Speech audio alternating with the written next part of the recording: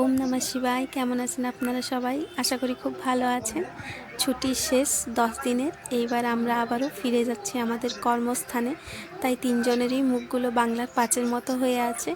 এখন ঘড়ির কাঁটায় ওই 12টা 12:30 মতো বাজছে। আমরা প্রথমে এলএফপি ট্রেন ধরে যাব রাঁচিতে, আর রাঁচি থেকে আমাদের পরের ট্রেনটা রয়েছে 6:30 নাগাদ, সেইটাই চেপে আমরা যাব ব্যাঙ্গালোর অবধি।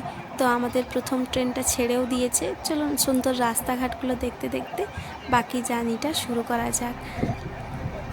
আর ভিডিওর প্রথমেই বলে রাখি যে আজকের ব্লগটা কিন্তু খুব সুন্দরভাবে আমি বানাতে পারিনি, কেননা সেই দিন মন মতলব অতটা ভালো ছিল না যে প্রত্যেকটা সিচুয়েশনের ব্লগ বা ক্লিপ তুলবো বলে। তাই এইরকম ছন্নছাড়া খাপছাড়া একটা 7-8 মিনিটের ব্লগ তৈরি করতে পেরেছি। তো যাই হোক, সেইটাই দেখবার চেষ্টা করবেন। যদি ভালো লাগে তো অবশ্যই, কারণ আজকের ব্লগে তেমন কিছুই নেই, তাই জোর করারও কোনো বিষয় নেই। আর আমরা গল্প করতে করতে পৌঁছে গেছিলাম রাঁচি স্টেশন।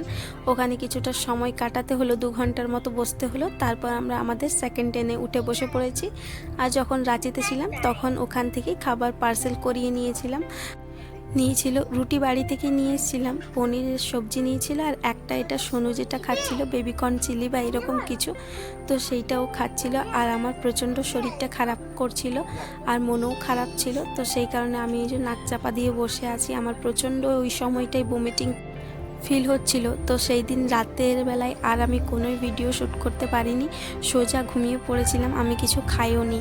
তারপর আজকে হলো সোমবার, আমরা রবিবার দিন ট্রেনে চেপেছিলাম, আর আজকে সোমবার হয়ে গেছে। আর সোমবারে আমি তো কিছু বাইরের জিনিস খাবো না, আর পেঁয়াজ রসুন ছাড়া তো বাইরে কিছু জিনিস পাওয়া যায় না।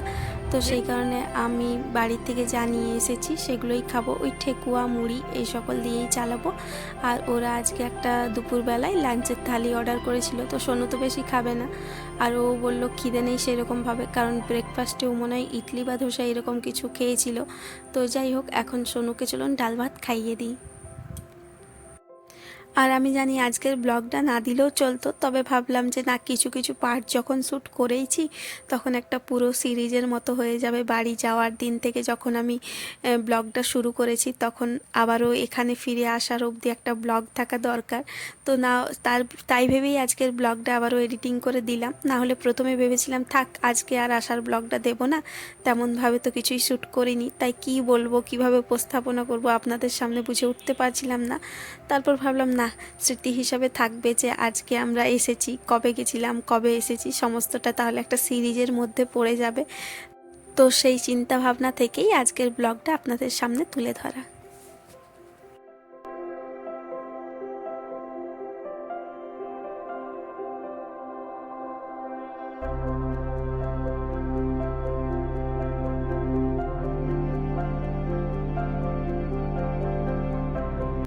দুপুরের খাওয়া দাওয়া শেষ, এই মুহূর্তে ট্রেনটা রয়েছে বিজয়ওয়াড়া রেলওয়ে স্টেশনে।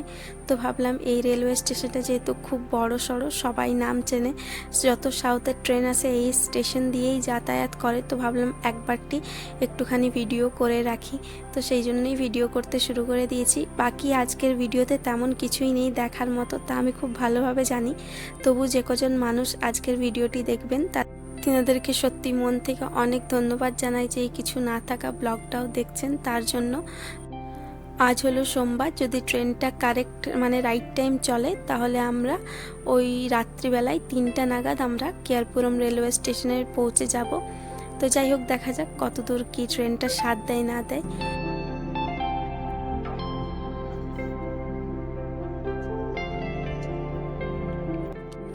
আর এইদিকে দেখুন কাণ্ড, সোনুটা মনে হয় সত্যিই এবার বড় হয়ে গেল।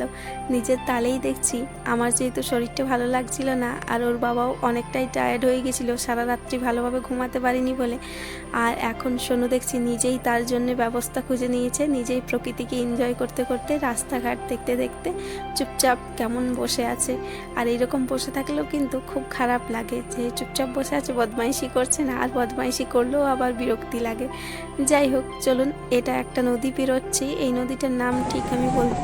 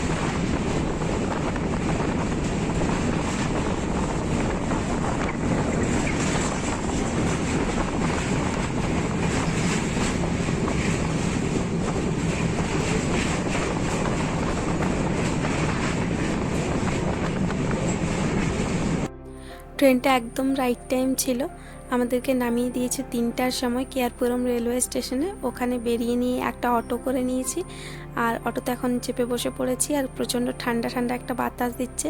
চলুন তাহলে ব্যাঙ্গালোরে রাতে 3টার সময় কী দৃশ্য দেখতে পাওয়া যায় সেটাই একটুখানি শেয়ার করি আপনাদের সঙ্গে।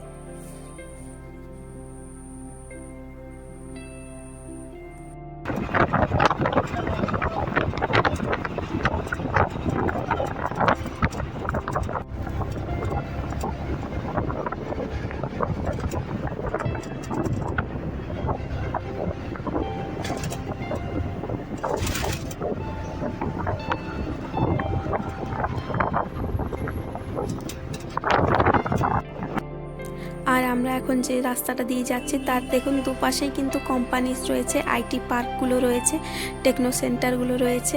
তো সেই কারণে এখানে দিনের বেলায় প্রচণ্ড ভিড় থাকে, তবে এখন রাত্রেবেলায় তেমন কোনো ভিড় নেই। তবে তার মানে এই নয় যে ভেতরে মানুষজন কাজ করছে না, অনেক মানুষের নাইট শিফটেও কাজ থাকে। আর একটা আইটি পার্কে মোটামুটি লাখের ওপর মানুষ কাজ করে।